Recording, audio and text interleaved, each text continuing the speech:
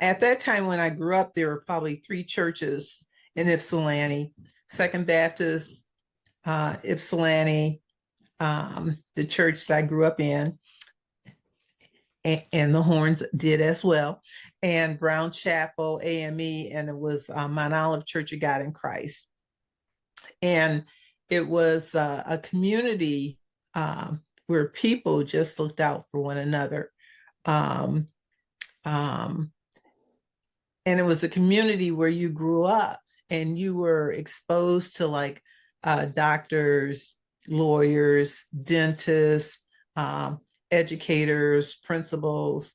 At that time, usually at your church, you would have members that were either teaching in your school or doctors or lawyers, or we experienced having one of the first African American mayors in the state of Michigan. His name was John Burden. So it was a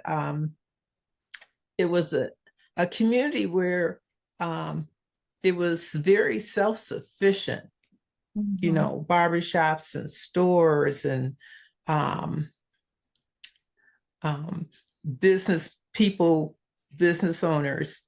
So it was a community where you grew up in an area where you knew what the possibilities that you could accomplish in life. Mhm. What were the demographics of the community? In Ypsilanti, well, it was basically the South Side. Probably, I do believe at that time there were probably more Euro-American people than African Americans, but it was it was a environment in which had I would say, at that time maybe a very strong power base, you know, especially as it related to politics. It was We were surrounded by people who would at that time own newspapers and, you know, would get out information, you know, letting the community know exactly what was going on. There was a place called it Park Ridge Center, where it was a place where young people would go, and they had a variety of different kind of activities that supported the supported people in the area. So was there a lot of interaction across racial lines? There was not too much from what I can remember.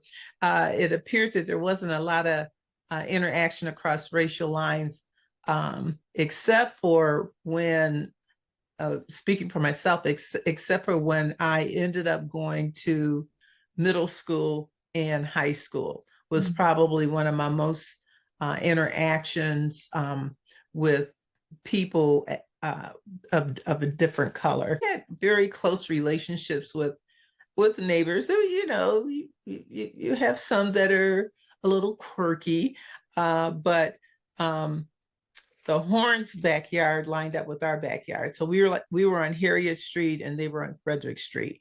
And you know, it was, you know, the normal, especially well, okay, let me rewind. Okay, so Anita and Patricia were more, or especially Patricia, were more aligned to my sisters. And Lacey Jr., who I refer to as LHJ the Great, we were classmates together. So we graduated together. So it was, you know, it was just like, you know, everybody had to be home by the street lights, but it was like, you know, having fun and playing out and interacting. In the summertime, there would be like baseball in the Park Ridge field. I can recall having to walk to Second Baptist Church because there wasn't a van, and everybody in the community, somebody went to somebody's church, so you know that was a given. And I recall my sisters always talking about their Sunday school class, and one of their teachers was Deacon Sam Taylor. And I remember them talking about how Patricia would be probably the only one in the class that would be interacting and giving all the questions and the answers to whatever the lessons were at that time. Mhm. So it was um, just, it was just like you felt just like kind of free, just kids and just growing up and just really enjoying life. There wasn't um, the kind of some of the kind of crimes or things that like you see today. And if it was a fight, it was probably basically like a fist fight or something like that. But um, just enjoying life as young people and having those friendships and knowing that people surrounded you and they would really protect you. So you really had to be on your best behavior wherever you went in the city of Ypsilanti, because somebody, either they would say something to you, or by the time you get home, your parents probably already know that that that you weren't conducting yourself in the way that it was. I just really can't recall. I think one thing that I was just most proud of was the fact that I was in a junior ed circle um, at Second Baptist Church Ypsilanti, and one of my teachers was Sister Effie Taylor. I just love Miss Taylor, and I was 7 years old, and I had two other friends, Darnetta and Opal, and we would walk to junior ed circle, together. That's when you could just be freely walking and never worry about anybody bothering you. But Mrs. Effie Taylor said to us, "Okay, I want you to learn 66 books of the Bible." And I had learned the 66 books of the Bible.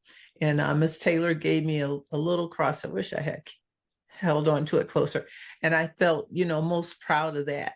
And probably part of it because, usually if you have a teacher that, you really like and they really have a good relationship with you, you want to do anything to really make you proud.